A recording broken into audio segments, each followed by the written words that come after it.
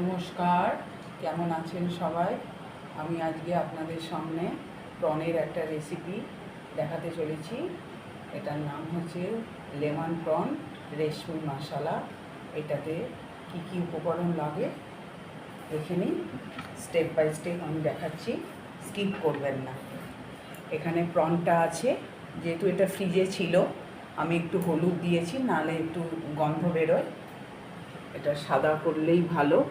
এখানে আছে রসুন কুচি, পেঁয়াজ কুচোনো, এখানে আছে লেবুর জেসটা আমি এরকম করে গ্রেট করে নিয়েছি, এমনি এমনি করে আপনারাও করে নেবেন।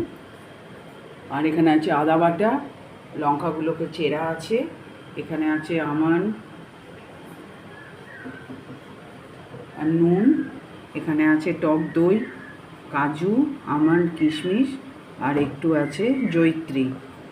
আর এখানে আছে বাড়িতে তৈরি করা ফ্রেশ মালাই, এখানে আছে ফ্রেশ ক্রিম, টক দই আর জায়ফলটা একটুখানি দেব।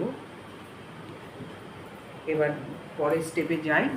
আমি এখানে যে নাটসগুলো আছে, ড্রাই নাটসগুলো, ওগুলো আমি টক দই দিয়ে মিক্সিতে ব্লেন্ড করে আপনাদের সামনে ফিরে আসি। আমার এখানে এগুলোকে পেস্ট হয়ে গেছে, একদম মিহি পেস্ট।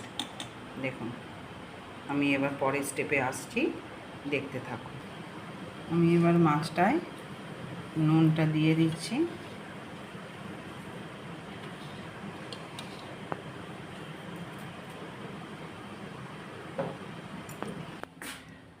আমি এতে তেল দিচ্ছি, দিয়ে মাছগুলোকে ভেজে নিচ্ছি, দিয়ে আপনাদের সামনে ফেরত আসছি।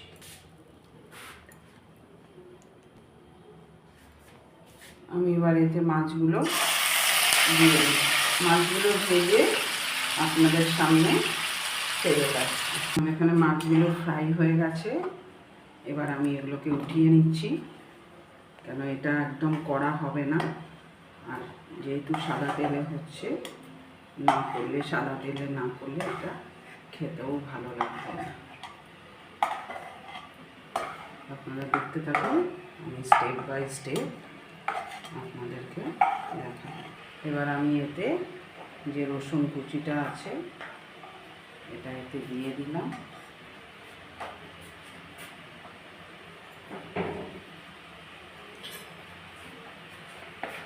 দিয়ে এবার